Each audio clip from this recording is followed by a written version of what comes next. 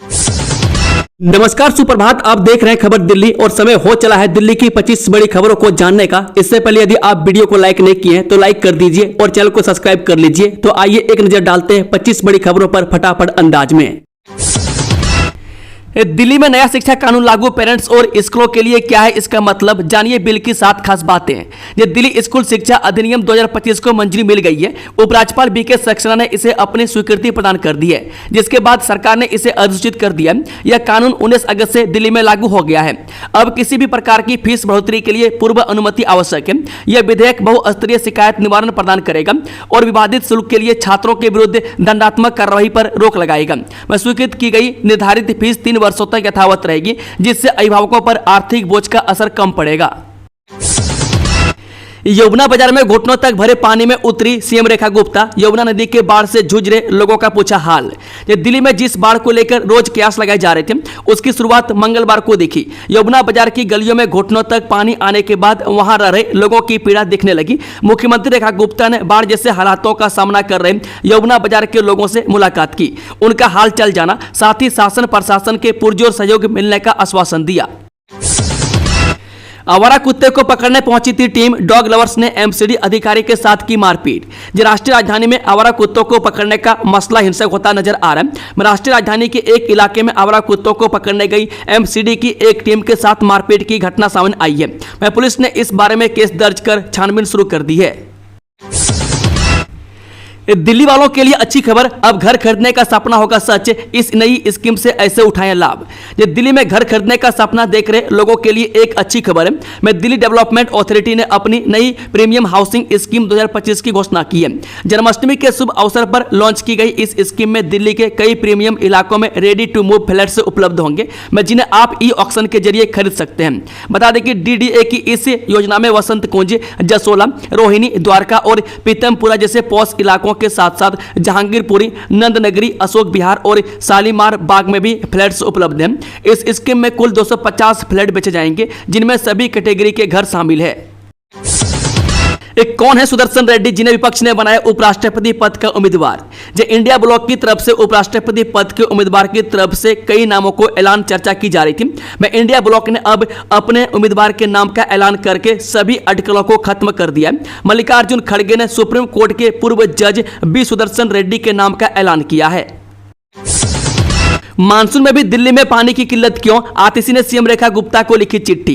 जब आम आदमी पार्टी की वरिष्ठ नेता और दिल्ली विधानसभा की नेता प्रतिपक्ष आतिशी ने सीएम रेखा गुप्ता को पत्र लिखकर दिल्ली में पानी की कमी की समस्या दूर करने की मांग की है। उन्होंने कहा कि मानसून में भी दिल्ली में लोग पानी की किल्लत से जूझ रहे हैं। कालकाजी, बदरपुर और साउथ सेंट्रल दिल्ली समेत दिल्ली के कई इलाकों में नलों में पानी सूख चुका है। दिल्ली की सड़कों पर पानी भरा है, लेकिन नलों में पानी नहीं है। यही भाजपा सरकार की बद इंतजामी का सच है। जब मानसून में यह हाल है तो गर्मियों में क्या होगा। 4 इंजन की सरकार हर मोर्चे पर फेल साबित हुई है। दिल्ली में स्कूलों के बाहर पर्चे क्यों बांट रही आम आदमी पार्टी, सौरभ भारद्वाज ने बताया। दिल्ली में निजी स्कूलों की बढ़ती फीस को लेकर सियासी घमासान तेज हो गया है। दिल्ली आम आदमी पार्टी प्रमुख सौरभ भारद्वाज ने निजी स्कूलों के खिलाफ तीखा हमला बोला है। उनका कहना है कि दिल्ली सरकार का नया शिक्षा कानून पूरी तरह से निजी स्कूल मालिकों के हित में, जबकि मध्यम वर्ग और बच्चों के अभिभावकों के लिए यह एक बड़ा झटका साबित हो रहा है। सौरभ भारद्वाज ने मंगलवार को दिल्ली की सड़कों पर उतरकर इस मुद्दे को जोर शोर से उठाया। उन्होंने दावा किया कि यह कानून निजी स्कूलों को मनमानी करने की खुली छूट देता है, जिससे अभिभावकों पर आर्थिक बोझ बढ़ रहा है। बंद होगा पार्किंग माफियाओं का वसूली खेल, एमसीडी बना रही हाईटेक सिस्टम का खास प्लान। ये दिल्ली की सड़कों पर जाम और पार्किंग की मनमानी वसूली से हर कोई त्रस्त है, लेकिन अब दिल्ली नगर निगम ने कमर कस ली है और पार्किंग व्यवस्था को चमकाने के लिए बड़े सुधारों की योजना बना रहा है। स्मार्ट पार्किंग से लेकर डिजिटल भुगतान तक एमसीडी की ये योजनाएं दिल्ली वासियों को बड़ी राहत दे सकती है। बता दें कि एमसीडी अब पार्किंग को हाईटेक बनाने की ओर बढ़ रहा है। एमसीडी के वरिष्ठ अधिकारियों के मुताबिक पार्किंग स्थलों को स्मार्ट पार्किंग में बदला जाएगा, जहां मोबाइल ऐप के जरिए पार्किंग स्लॉट बुक करना मुमकिन होगा। यानी अब गाड़ी खड़ी करने से पहले ही आप अपनी जगह पक्की कर सकेंगे। नेशनल इंफॉर्मेटिक्स सेंटर यानी कि एनआईसी के साथ मिलकर एक खास ऐप तैयार करने की बात चल रही है। इस ऐप में पार्किंग की एंट्री और एग्जिट का समय और लोकेशन दर्ज होगा, जिससे पारदर्शिता बढ़ेगी। दिल्ली पुलिस के थाने में तैनात ड्यूटी ऑफिसर अब अदब से करेंगे बात, दी जाएंगी ट्रेनिंग। राजधानी दिल्ली में पुलिस थानों में तैनात ड्यूटी ऑफिसर और इंटीग्रेटेड पब्लिक फैसिलिटेशन ऑफिसर अब अदब से बात करते दिखाई देंगे। दरअसल दिल्ली पुलिस से हेडक्वार्टर में अगले 15 दिन के भीतर करीब 2000 पुलिसकर्मियों को इसके लिए ट्रेंड किया जाएगा। इस वर्कशॉप को शिष्टाचार एवं कौशल प्रशिक्षण का नाम दिया गया। इसके तहत पेशेवर आचरण, कानून ज्ञान और प्रभावी जनभागिता के लिए जरूरी सॉफ्ट स्किल्स के बारे में जानकारी दी जाएगी। पुलिस कमिश्नर SBK सिंह ने सोमवार को इस वर्कशॉप का उद्घाटन किया। पुलिस अफसरों ने बताया कि इस ट्रेनिंग प्रोग्राम का मकसद नागरिकों को प्रभावी ढंग हैंडल करने और उनकी समस्याओं का समाधान करने के लिए स्टाफ के कौशल और ज्ञान को बढ़ाना है। दिल्ली में आंधी के साथ बारिश की चेतावनी, अगले एक सप्ताह तक कैसा रहेगा मौसम, जाने ताजा अपडेट। दिल्ली NCR में मंगलवार को आकाश में बादल छाए हुए। मौसम विभाग ने मंगलवार को राष्ट्रीय राजधानी दिल्ली में गरज के साथ बारिश की संभावना जताई थी। विभाग ने बताया कि दिन में, दोपहर या शाम के वक्त हल्की बारिश और बूंदाबूंदी की संभावना जताई थी। राष्ट्रीय राजधानी में अधिकतम तापमान 34 डिग्री सेल्सियस के आसपास रहने की संभावना है। मौसम विभाग के अनुसार दिल्ली में 25 अगस्त तक आकाश में बादल छाए रह सकते हैं, जबकि दोपहर बाद हल्की बारिश हो सकती है। सोमवार को दिल्ली में अधिकतम तापमान 34.9 डिग्री सेल्सियस दर्ज किया गया, जो मौसमी औसत से 0.4 डिग्री अधिक है। न्यूनतम तापमान सामान्य से लगभग 1.7 डिग्री कम 24.8 डिग्री सेल्सियस दर्ज किया गया। दिल्ली के यमुना बैंक मेट्रो डिपो में चुपके से घुसे स्पेन के 2 नागरिक, दीवारों पर बनाए आपत्तिजनक चित्र। दिल्ली के यमुना बैंक मेट्रो डिपो में स्पेन के 2 नागरिकों ने कथित तौर पर अनाधिकृत प्रवेश किया और मेट्रो कोच तथा दीवारों पर आपत्तिजनक भित्ति चित्र बना दिए। एक अधिकारी ने सोमवार को यह जानकारी दी। यह घटना 24 जुलाई को उस दौरान सामने आई जब मेट्रो कर्मियों ने डिपो की दीवारों और मेट्रो कोच पर पेंट किए गए आपत्तिजनक भित्ति चित्र देखे थे। पुलिस के अनुसार आरोपियों की पहचान स्पेन के नागरिकों के रूप में हुई है, जो 25 जुलाई को स्पेन के लिए रवाना हो चुके हैं। अब उनके खिलाफ आगे की कानूनी कार्रवाई के लिए लुक आउट सर्कुलर जारी करने की प्रक्रिया शुरू की जा रही है। जांच के दौरान पता चला कि आरोपियों ने सिम कार्ड लेने के लिए कथित तौर पर फर्जी दस्तावेजों का इस्तेमाल किया था। यह भी सामने आया कि घटना के समय डिपो में कई CCTV कैमरे ठीक से काम नहीं कर रहे थे। आवारा नहीं हमारा है, मंदिर में पढ़ी गई हनुमान चालीसा, कुत्तों की रक्षा के लिए अब भगवान के दर पर पहुंचे प्रदर्शनकारी। आवारा कुत्तों को पकड़ने और उन्हें आश्रय स्थलों में भेजने संबंधी सुप्रीम कोर्ट के फैसले पर कई संगठनों ने आपत्ति जताई है। विरोध प्रदर्शन करने के दौरान पशु प्रेमी और पशु अधिकार कार्यकर्ताओं ने सोमवार देर रात ईश्वर की शरण में भी पहुंचे। उन्होंने आवारा कुत्तों की रक्षा के लिए अब भगवान से प्रार्थना की है। पशु अधिकार कार्यकर्ता कनॉट प्लेस स्थित हनुमान मंदिर और बांग्ला साहिब गुरुद्वारा में इकट्ठा हुए। कार्यकर्ताओं ने बताया कि प्रार्थना सभा सोमवार देर रात 12 बजे हनुमान मंदिर में शुरू हुई, जिसमें लगभग 200 लोग ने भाग लिया। राजा गार्डन में इलेक्ट्रॉनिक स्टोर में लगी आग, 4 लोगों की मौत, 1 घायल। जब पश्चिमी दिल्ली के राजा गार्डन में इलेक्ट्रॉनिक स्टोर में आग लगने से 4 लोगों की मौत हो गई है और 1 घायल है। मामला मोती नगर थाना क्षेत्र के अंतर्गत आने वाले महाजन इलेक्ट्रॉनिक्स की दूसरी मंजिल पर लगी आग से जुड़ा है। बता दें कि आज करीब 2:30 बजे दिल्ली दमकल विभाग को कॉल मिली कि राजा गार्डन रिंग रोड पर महाजन इलेक्ट्रॉनिक्स में आग लगी है। दमकल की गाड़ियों ने मौके पर जाकर ग्राउंड और फर्स्ट फ्लोर पर लगी आग पर काबू पाया। पतंग की डोर ने छीन ली मासूम की जिंदगी, जाकिर नगर में छत से गिरकर 12 साल के बच्चे की मौत। दिल्ली के जाकिर नगर इलाके में पतंगबाजी की मासूम खुशी एक दिल दहला देने वाले दुखद हादसे में बदल गई। 12 साल का मोहम्मद साद, जो कक्षा 6 का छात्र था, 17 अगस्त की शाम अपने घर की 4थी मंजिल की छत पर पतंग उड़ा रहा था। वह खेलते खेलते उसका पैर फिसल गया और वह सीधे नीचे सड़क पर गिरा। परिजन उसे तुरंत होली फैमिली अस्पताल ले गए, लेकिन डॉक्टरों ने उसे मृत घोषित कर दिया। दिल्ली में यमुना के उफान से नोएडा के 52 गांवों पर बाढ़ का खतरा, रेड अलर्ट जारी। NDRF समेत अन्य रेस्क्यू टीमें भी तैयार।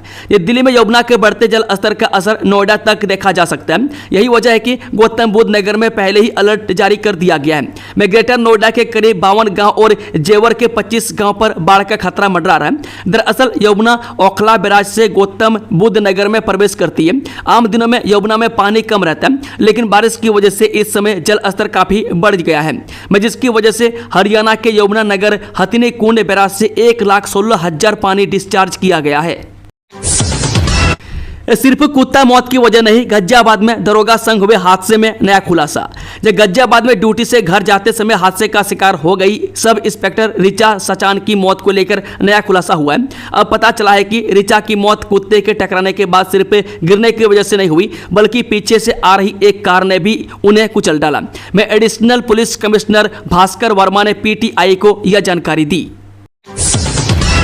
फिल्म प्रोड्यूसर को क्यों भारा चांदनी चौक, कैनॉट प्लेस पहली पसंद, दिल्ली फिल्म पॉलिसी का कनेक्शन जान लीजिए।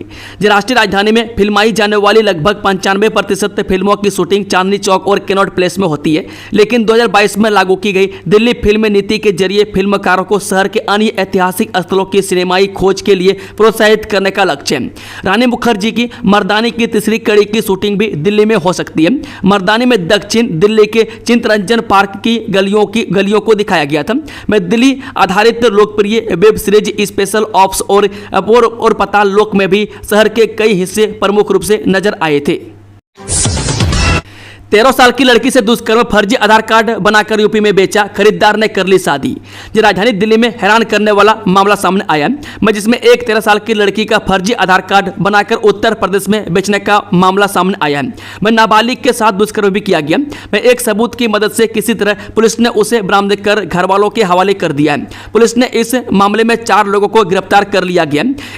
इनमें शामली निवासी राजीव, हापुड़ निवासी विकास उम्र 20 वर्षीय, मेरठ निवासी आंसू उम्र 55 वर्षीय और गाजियाबाद निवासी रमनजोत सिंह उम्र 24 वर्षीय शामिल है। अंतरिक्ष में 75 टन भार ले जाने के लिए 40 मंजिला ऊंचे रॉकेट पर काम कर रहा है इसरो, नारायणन ने दी जानकारी। इसरो प्रमुख बी नारायणन ने बताया कि इसरो 40 मंजिला ऊंची इमारत जितना ऊंचा रॉकेट बना रहा है, जो 75,000 किलोग्राम का पेलोड पृथ्वी की निचली कक्षा में भेजे जा सकेंगे। उन्होंने कहा कि इस साल इसरो के पास NAVIC उपग्रह, N1 रॉकेट और अमेरिकी संचार उपग्रह को लॉन्च करने की योजनाएं हैं। उन्होंने बताया कि इस साल इसरो के पास NAVIC उपग्रह, N1 रॉकेट जैसी परियोजना है। मैं साथ ही उसके पास अमेरिकी 6500 किलोग्राम के संचार उपग्रह को भारतीय रॉकेट के जरिए कक्षा में भेजने का भी काम है। मैं नारायणन ने कहा कि क्या आप जानते हैं कि पहले रॉकेट की क्षमता क्या थी? मैं डॉक्टर APJ अब्दुल कलाम ने जो पहला लॉन्चर बनाया था उसका वजन 17 टन था और यह 35 किलोग्राम का पेलोड पृथ्वी की निचली कक्षा में भेज सकता था। आज हम 75,000 किलोग्राम पेलोड भेजने वाला रॉकेट बना रहे हैं, मैं जिसकी ऊंचाई 40 मंजिला इमारत जितनी होगी। डूसू पदाधिकारी रौनक खत्री के दफ्तर में तोड़फोड़, छात्र नेता ने थार का किया ऐसा हाल, देखकर पुलिस भी हैरान। जब दिल्ली विश्वविद्यालय छात्र संघ यानी कि डूसू कार्यालय में बीती रात फिर से तोड़फोड़ की घटना सामने आई है। इस दौरान जहां डूसू के पदाधिकारी रौनक खत्री के कार्यालय को नुकसान पहुंचाया गया, वहीं दूसरी ओर छात्र नेता ऋषभ चौधरी की थार गाड़ी भी बुरी तरह क्षतिग्रस्त कर दी गई। वहीं लगातार हो रही इन घटनाओं ने परिसर की सुरक्षा व्यवस्था पर सवाल खड़े कर दिए। फिलहाल मामले की जानकारी संबंधित पदाधिकारी को दी गई है और जांच की मांग की जा रही है। दिल्ली हाईकोर्ट ने दी BFI को 21 अगस्त को चुनाव की अनुमति, का खेल अब राजनीति बन गया।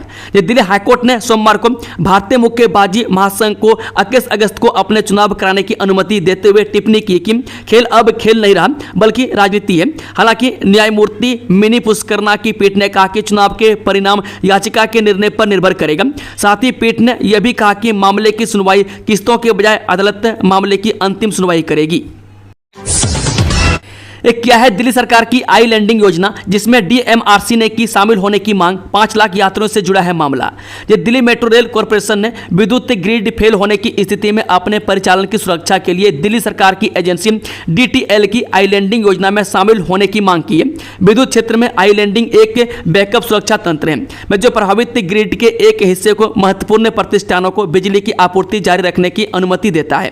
दरअसल DMRC को दिल्ली ट्रांसको लिमिटेड की संशोधित आई लैंडिंग योजना 2023 में शामिल नहीं किया गया, जबकि मेट्रो को शहर की जीवन रेखा माना जाता है और व्यस्त समय में 5 लाख यात्री इसका लाभ उठाते हैं। हाल ही में संचालन समन्वय समिति की बैठक में DMRC ने इस योजना में शामिल होने के लिए एक नया प्रस्ताव रखा।